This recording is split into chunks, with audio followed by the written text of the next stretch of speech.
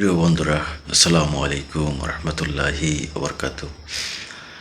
আমি যেটা বলতে চাচ্ছি আসলে বলাটা আমি মনে করি যে আমার পক্ষে ঠিক না।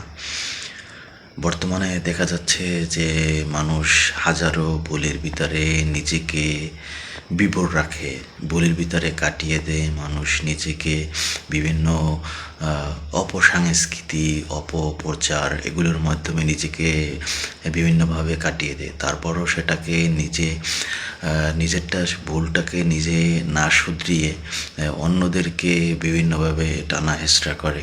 আসলে নিজের ভিতরে দেখি যে সবারই ভিতরে কম বেশি ভুল থাকে, কিন্তু সেটা নিয়ে নিজের ভিতরে ভুলটাকে না শুধরিয়ে অন্যজনকে নিয়ে টানা হেঁচড়া করে। ভাই, এগুলো কেন? আগে নিজে শুধরান, আগে নিজে পরিবর্তন করুন, তারপর অন্যদেরকে বলুন।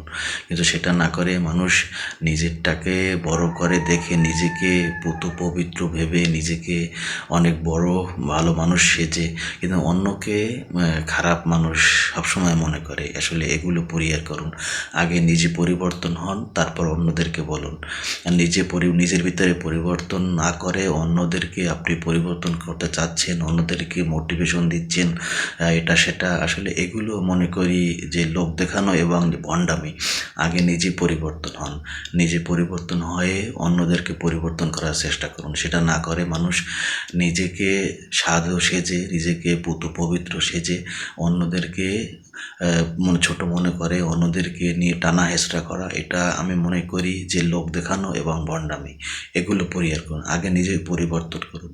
নিজেকে যখন পরিবর্তন করতে পারবেন না, নিজেকে যখন পরিবর্তন করবেন না, অন্যদেরকে যতই আপনি বলেন, যতই আপনি তাদেরকে মোটিভেশন দেন না কেন, সেটা কোনো কাজে আসবে না।